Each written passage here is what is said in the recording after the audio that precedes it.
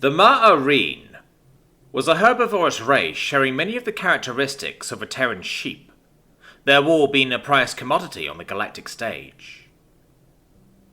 It was said that if a Ma'areen had felt safe and at ease while growing out their coat, the fabric would then be imbued with these feelings, imparting them on those who touched it. With an entire race capable of growing this luxury item, it didn't take long for merchants and diplomats to travel to the Ma'areen homeworld, in hopes of securing contracts with civilian members of their population. But this ambitious action was often only thought of by predatory races, leading to many diplomatic issues, lowering the overall quality of the product produced on a planetary scale, from either the stress of carnivores roaming the streets, many of which were not above threats and coercion to get what they wanted. Which was why no one dared say a word in the cramped subway, in fear of incurring the wrath of the looming creature standing with his eyes closed in the midst, an expression of bliss on his face. The space was crowded, and many woolly Ma'areen stood pressed against the human.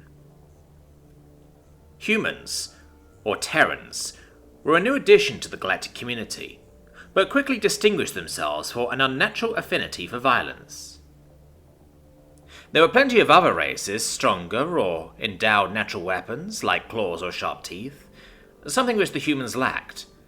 But each race which had challenged humanity had been left broken and battered, whether it be a common bar brawl or a planetary settlement dispute. Their vicious nature had quickly become known by all. It was for this reason that all of the Ma'areen present shuffled to the doors, as the trains pulled to a stop at the next station. But their exit was instantly halted, as the sound of bleating cries washed over them from outside.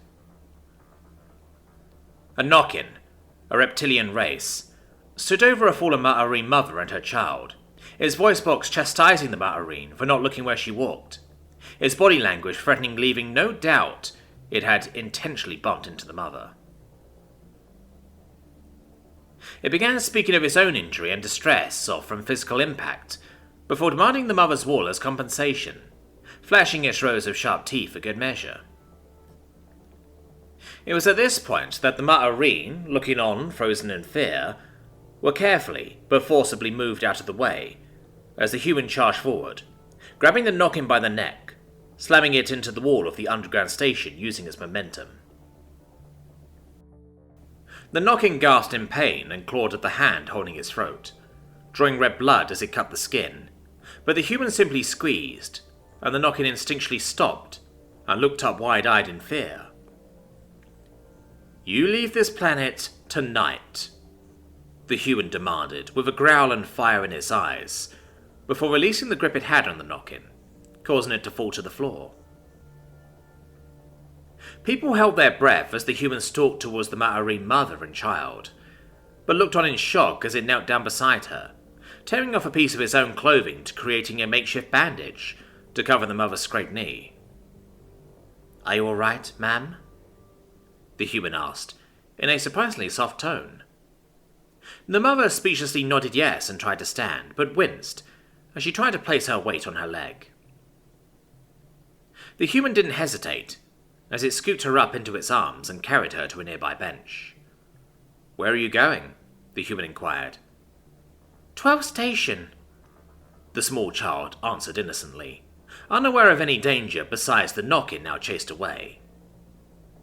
"I'll make sure you get to where you're going," the human stated with a nod to itself, as if it was already decided. The human placed the child's hand on a strap on its pants, making sure the child knew not to let go, and then picked up the injured Ma'areen mother again, walking back to the train and staring crowd. The crowd split, allowing the human inside, where it sat down with the much smaller Ma'areen mother on its lap, and closed its eyes again as if falling asleep. It sat like that for the next 6 stops, many Ma'areen staying on beyond their own stops. And as the 12th station stop was announced, the human's eyes opened, and it walked outside, setting the mother down in front of a group of similar-looking Ma'areen, like the mother's family members waiting for her, surprised at seeing her carried by a human of all things.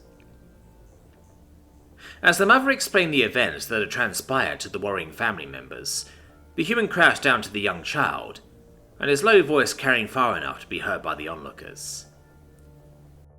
"You take care of your mother now, as she's taking care of you," the human told the child with a smile that did not frighten. "But what if I'm not strong enough?" the child asked. "Real strength doesn't come from your body, but from your heart," the human pointing a finger at the child's chest. The child nodded and shoved its way to its mother's side, supporting her weight on its shoulders, and even from a distance, everyone could see the ember now glowing in its eye. Tara continued her commute to work, although she felt even more stares than before as she stepped onto the train.